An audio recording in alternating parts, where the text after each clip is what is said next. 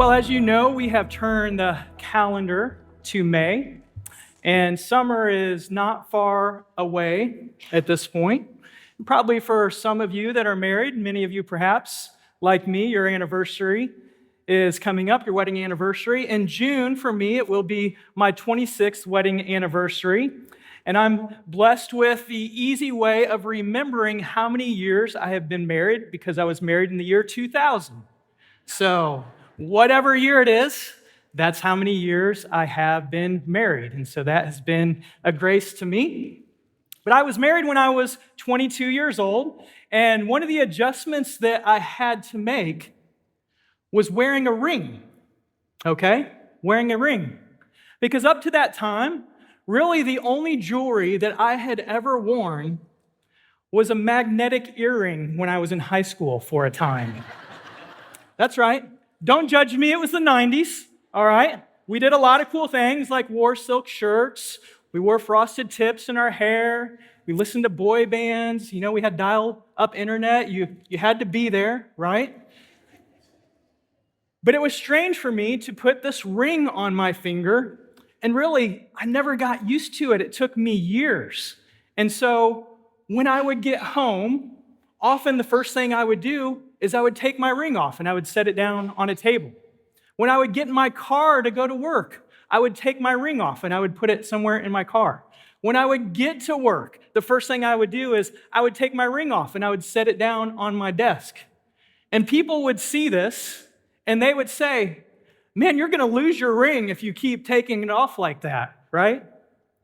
And I never did until I did, of course.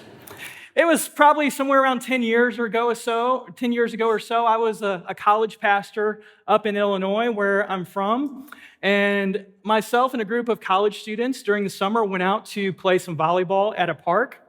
And as I was walking from my car out to the volleyball courts, I saw that I had my ring on, knew that that's probably not going to be good for playing volleyball. And so I took it off and I put it in my pocket. And we played volleyball for a good hour or two, had a great time. And then as we were walking back to our cars, I put my hand in my pocket to pull my ring out, and it wasn't there. So I put my hand in my other pocket to pull my ring out, and it wasn't there. And man, I started to panic a little bit. And I said, "Guys, I think I may have lost my ring." And so we walked back to the volleyball courts to look for it. Now, the volleyball court was grass, okay? And now, I'm not talking about Florida grass. It wasn't this dead, thin, fire ant-infested grass, right? This is Illinois in the summer. It was thick, it was green, it was lush grass. Oh, how I miss it so. And so, we walked out onto the volleyball court, and we started walking around looking for my silver ring. And we didn't find it, so then we started to become a little more strategic. We kind of got in a line, shoulder to shoulder, and we started to walk across, looking down to make sure we were kind of covering everywhere on the court where I had played. We didn't find it. Then we got down on our hands and knees, kind of shoulder to shoulder, and we started going across the volleyball court, kind of digging in the grass to see if we could find it, and we could not. And it was just right about that time after we finished doing that, I said, "Guys, I think we're just going to have to give up. I don't think we're going to find this ring." And right after I said that, one of the guys jumped up and raised his hand in the air and said, "I found it." And man, we all yelled and rejoiced, and we ran over to him, and we were jumping and pushing him and just excited, celebrating together. Now, why did we rejoice? Why did we rejoice like we did? The reason was something valuable had been found, right? Something valuable had been found. Well, friends, this morning we're going to look at a story from the Scripture where something much more valuable is found. And my hope for us this morning is that we will be encouraged to bring joy to the Lord by seeking the lost. That we will be encouraged to bring joy to the Lord by seeking the lost. And so if you have your Bible, you can turn with me to Luke chapter 15. Luke chapter 15. Now, in Luke 15, Jesus tells three parables about three lost things: the lost sheep, the lost coin, and the lost son. Now, what is a parable? Well, a simple explanation of a parable we could use would be it's an earthly story with a heavenly meaning. Okay? A parable is an earthly story with a heavenly meaning. And so it's a real life type of story where these events could actually take place that also communicates to us a spiritual truth or a theological truth. And what we'll see as we turn to verse 1 and 2 here in a moment is Jesus didn't just wake up and randomly decide to tell these stories. He was responding to something. He's responding to the criticism against him from the religious leaders because he was spending time with sinners. And so to help the Pharisees and the scribes, the religious leaders, gain a better understanding of who God is, of who they are, and how God sees sinners, Jesus tells them these three parables on this day. Now, this morning we'll just be looking at the first parable, the parable of the lost sheep. But as you'll see, Jesus tells these stories in such a way and that it invites the Pharisees and the scribes to insert themselves as the main character in these parables, to discern what would they do in these situations. And then once they have come to what really is the obvious conclusion, it then, in a sense, traps them to apply this lesson to themselves. And friends, this morning, Jesus invites us to do the same. He invites us to put ourselves as the main character in this story, to consider what would we do? And then, are we now doing it? And so, as we turn to the first two verses of chapter 15, we first see our need to sit with sinners. We see our need to sit with sinners. Follow along with me in verse 1 and 2. The scriptures say, "Now the tax collectors and sinners were all drawing near to him. And the Pharisees and the scribes grumbled, saying, 'This man receives sinners and eats with them. This man receives sinners and eats with them.'" Here we see that Jesus is a friend of sinners. He spends time with them. He sits with them. He eats with them. And man, the text says they are drawn to him. Now, these are people that are looked down upon, and they're despised by the religious leaders. They see them, these sinners, these tax collectors, they see them as immoral, unrighteous outsiders. But they see themselves as the moral, righteous insiders. And therefore, when they look at these tax collectors and sinners, they want nothing to do with them. They want to avoid them. They're uncomfortable around them. They write them off. They couldn't care less about these people. But man, Jesus couldn't care more, because Jesus had come to seek and to save what is lost. And so Jesus spends time with these people. He sits with them. He eats with them. And he shares his life with them. And church, how we view these immoral outsiders, how we view them, and how we treat them will have a dramatic impact on what they think about God and what they think about the church. I'm reminded of two very differing stories that paints this picture and this truth. One story I read, it's a true story, a story I read from a Christian crisis counselor. He had a young woman show up in his office for the first time, and she was in very desperate circumstances. She was pregnant. She had a young child with her. She was homeless, living on the streets. And sadly, she had turned to prostitution just to survive. Now, the counselor asked her, you find yourselves in these terrible circumstances. Did you ever consider going to a church for help? Her response was pretty intense. It was blunt and it was revealing. She said, "Why would I go to a church?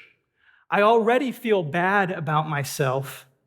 They would just make me feel worse." Wow. They would just make me feel worse. Sadly, she expected to only receive judgment if she were to walk into a church rather than grace and love. On the other hand, I'm reminded of a time when I was in college at a Christian college. I shared a house with 4 other guys, and I'll tell you, you would not want to use the bathroom in this house, okay? It was not a clean house, but there was a lot of great Christian fellowship that took place in this house amongst us 5 guys. And I had a friend that I had known since I was in middle school, and he came down to visit us during his spring break at the school that he was at, several hours away, and he stayed with us that week. And he was an agnostic. He was pretty heavily involved in the party scene. Like I said, I'd known him since I was 13 years old. We had had a lot of spiritual conversations over the years, but he found himself in this place where he wasn't sure if God existed or not. And so that week, he stayed with us. And man, he spent time with my friends and I. He sat with us. He ate with us. He played basketball with us.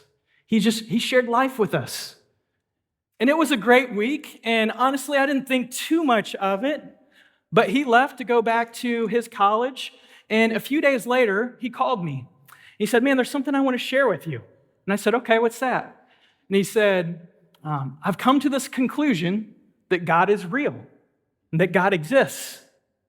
And I was like, "Wow, that's awesome. That's great. I've been praying for that. What led you to this change? What led you to this conclusion?" And he said, "Honestly, it was spending time with your friends." And he said, "They love me in a way that even my own friends here don't love me.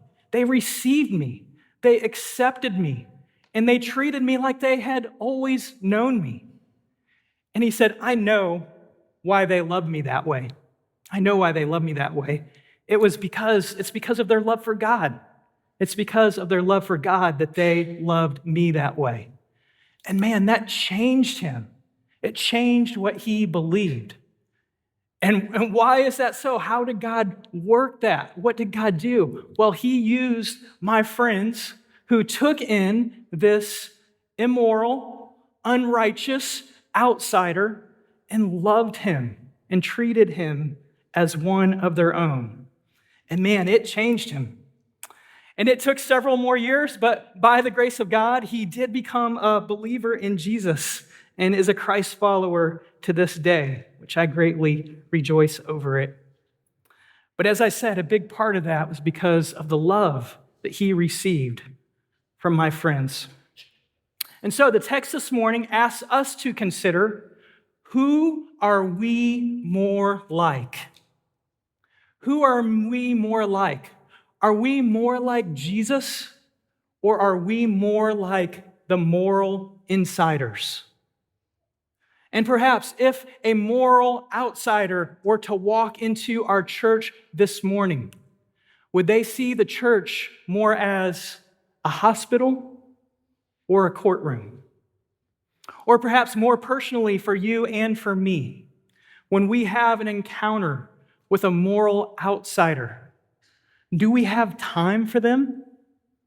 In our hearts, do we view them as a judge, or do we view them as a doctor? Do we have time to sit with them, or do we not have time because we need to get on to our next Bible study or get on to our next soccer game, so we don't have time to sit with this quote-unquote sinner? And so these are questions Jesus is asking us to consider this morning. He made time to sit with sinners, and he's calling us to do the same. Now, as we look to verses 3 and 4, we see our need to not only sit with sinners, but to see their condition, to see their condition, to see their true condition. Follow along with me in verses 3 and 4. And so Jesus told them this parable in response to the criticism that he has received. So he told them this parable. What man of you, having 100 sheep, if he has lost one of them, does not leave the 99 in the open country and go after the one that is lost until he finds it? And so he says, if you have 100 sheep and you lose one, well, who wouldn't leave the open country and go after the lost one until it's found? But friends, why? Why would the shepherd leave the 99 to go after the one? Well, it's because he saw its condition. He saw its condition. He saw that that sheep was hopeless. It was lost. It was defenseless. And it had no way to make its way back to the shepherd on its own. We see all throughout Scripture the Lord describes us as sheep in many ways. And at times we can mistakenly see this as a good thing, thinking that God just means that we're, cute and fluffy like sheep, something like that. But actually, many times when God calls us sheep in the Word, it's actually a spiritual insult. A spiritual insult. A pastor who was formerly a shepherd describes sheep this way. He says, a sheep is a stupid animal. It loses its direction continually in a way that cats or a dog never does. Even when you find a lost sheep, it rushes to and fro in a panic, and it will not follow you home. When you do find it, you must seize it, throw it to the ground, tie its forelegs and hind legs together, throw it over your shoulders, and carry it home. That's the only way you can save a lost sheep. Now notice he says that a sheep, it's not like a cat or a dog. A sheep, they lose their direction, they'll never find their way home. And this isn't exactly true with cats and dogs. My family and I realized this a few years ago. We bought a home in Missouri.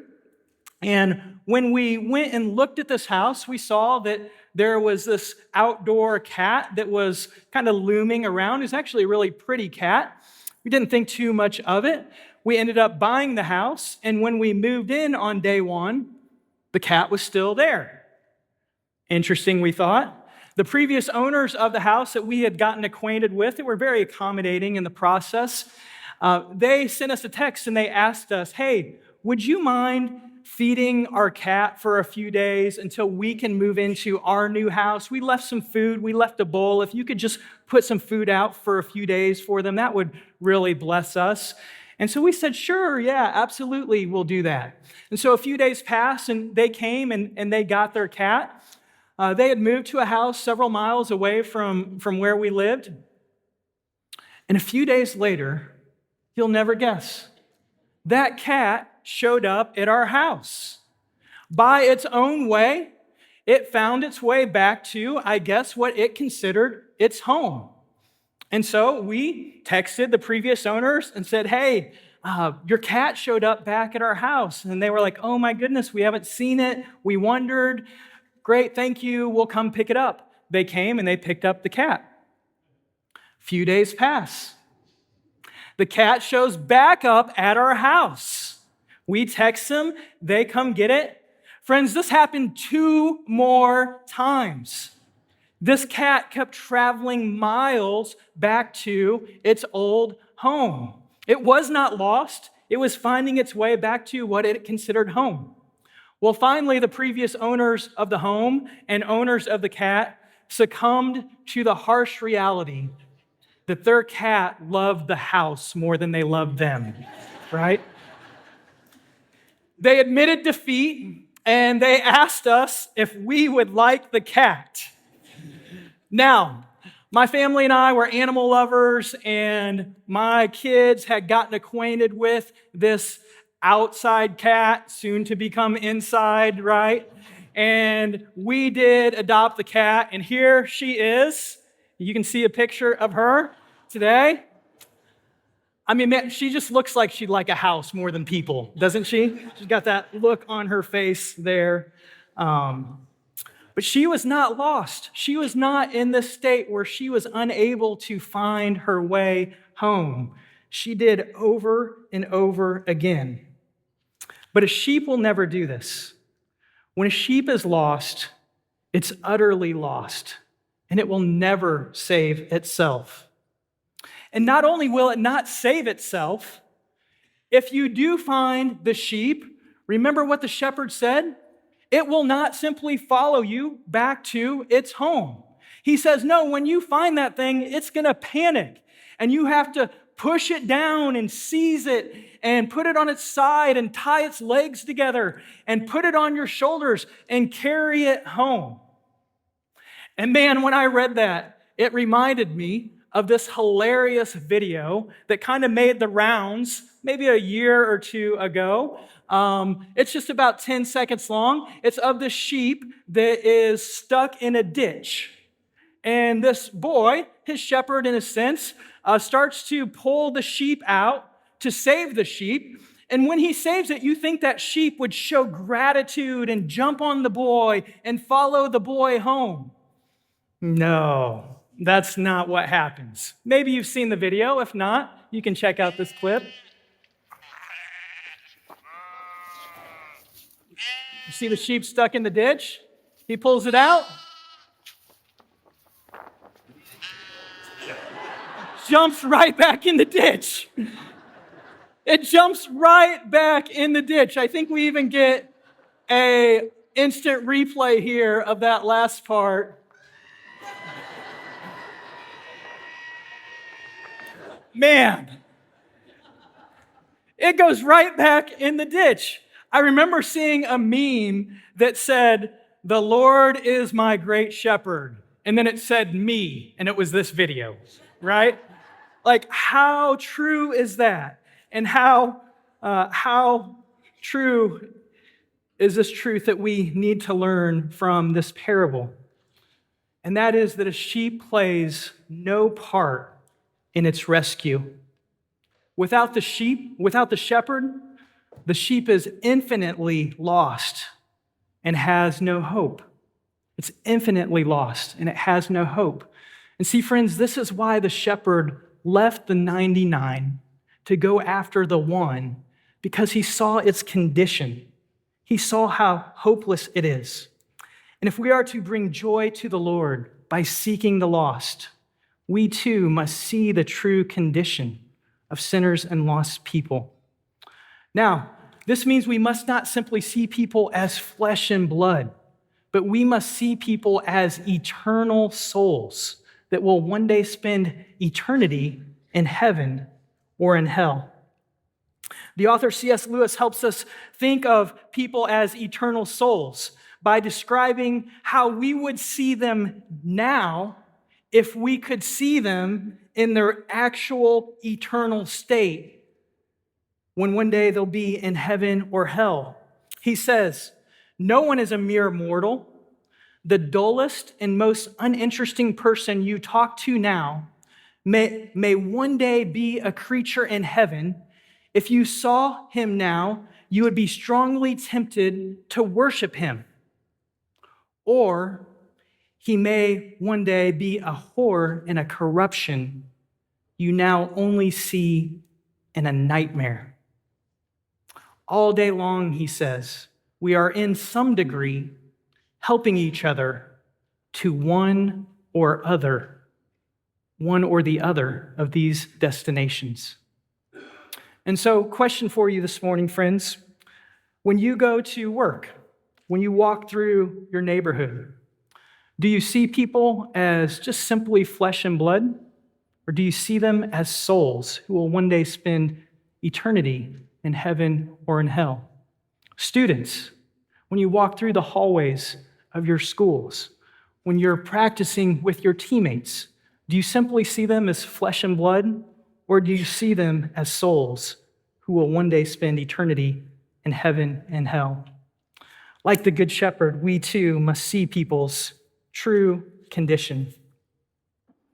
And here's the reality, and here's what we see from our passage this morning. When we see the true condition of people, man, we will be motivated to seek their salvation. So we sit with sinners, we see their condition, and by God's grace and with God's help, we seek their salvation. This is what the shepherd does in the story. He sees the sheep as helpless, and so he sets out to save it. In verse 4, it says that he leaves the open field. Verse 4 says the shepherd leaves the open field. So this must mean he's climbing the mountaintops and he's combing the valleys. And he is in this relentless search, calling out to his lost sheep that he cares for so much. Verse 4 also says that he goes after the one that is lost until he finds it. He goes after it until he finds it. And so his search is relentless, and he will not stop searching until he finds it. And the reason for this, it's not only because he knows his sheep is infinitely lost. Man, it's also because his sheep is infinitely loved by him. His sheep is infinitely loved by him. And friends, this is the same reason that Jesus left the glory of the Father, full knowing that he would be arrested, insulted, mocked, spit upon, beard pulled from his face, flogged, beaten, and nailed to a cross. Why would he do it? Why would he do it? It's because he saw that you and I were infinitely lost. And man, it's because he infinitely loves us. And it's because of his infinite love for you and for me that he seeks our salvation. And for the joy set before him, he endured the cross on our behalf.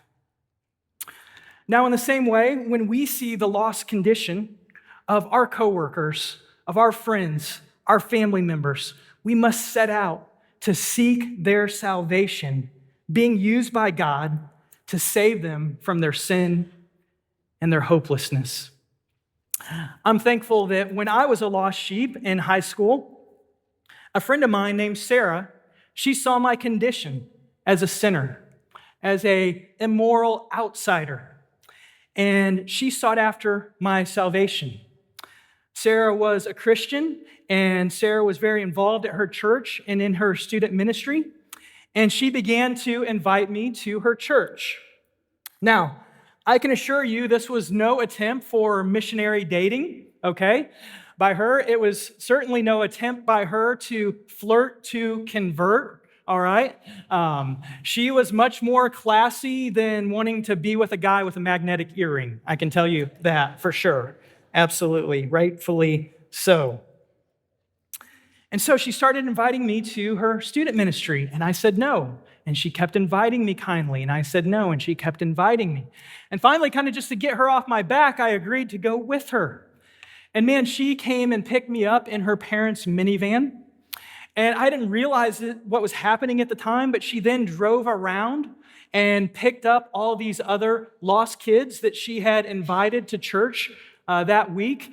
And she drove us to her church, and she drove us to her student ministry so that we could hear the good news and the gospel of Jesus Christ, and so that we could be found by Jesus. Certainly, she could have been content to only hang out with the 99, her other youth group friends, but in obedience, she sought after me, inviting me to church, and she brought joy to the Lord by seeking the lost. And friends, in the same way, we need to be obedient, and we need to seek the lost. And so, question for you this morning: who are you seeking after?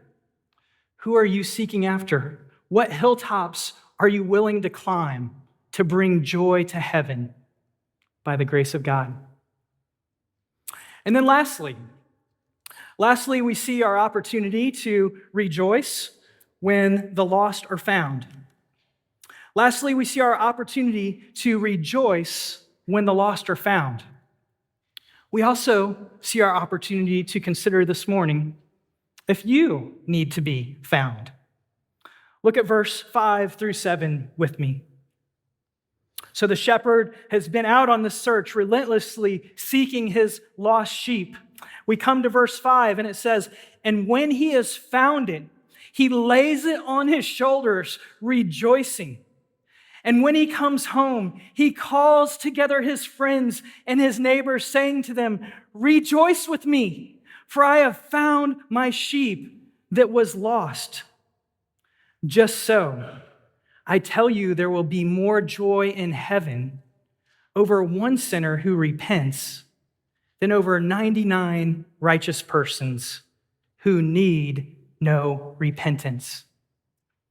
And so what we see here is the shepherd is desperately looking for his lost sheep.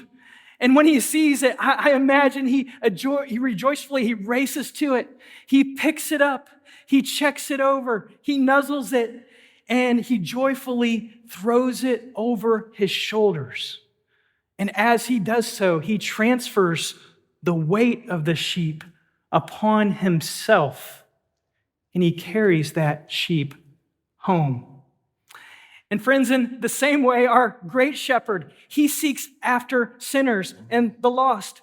And when he finds them, he picks them up and he puts them on his shoulders, transferring their sin upon himself. And then he carries them home. And just as the shepherd rejoices and calls together his friends and his neighbors, and they all rejoice together when this lost sheep is found, our text tells us there will be joy in heaven when one lost sinner is found. And so, question for you this morning. We are all lost sheep. We are all sinners who have gone astray. Has he found you this morning, friend? Has he found you this morning? Has he put you on his shoulders? And has he carried you home? If not, this morning he is calling out to you. He is calling you to believe in the death and resurrection of Jesus, and for you to turn from your sin and trust in him. And man, if you do, he will put you on his shoulders, and he will carry you home. And there will be great joy in heaven as a result of that. Because as we see from our text, heaven celebrates sinners saved by grace, not righteous people who think they need no grace. And then, if you have already been found, if you are a follower of Jesus Christ, the question for you that this text, I think, asks us is, who do you need to sit with this week? Who do you need to sit with this week to share the good news? Man, not out of obligation, but out of delight. Not out of duty, but out of delight and out of joy and out of gratitude and out of thanksgiving that your great shepherd found you and carried you home. I pray we will all be on mission this week, seeking to bring joy to the Lord by seeking the lost.